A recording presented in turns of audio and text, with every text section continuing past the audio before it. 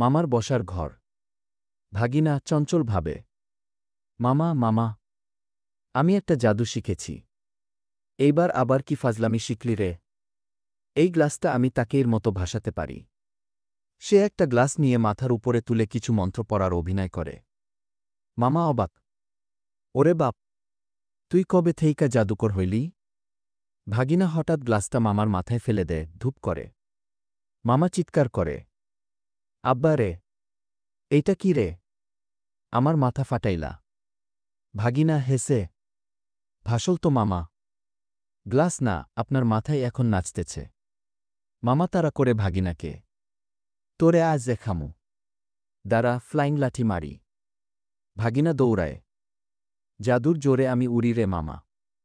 ভাগিনার বুদ্ধি মামার বিপদ। সাবধান থাকুন। লাইক, শেয়ার ও সাবস্ক্রাইব করতে ভুলবেন না।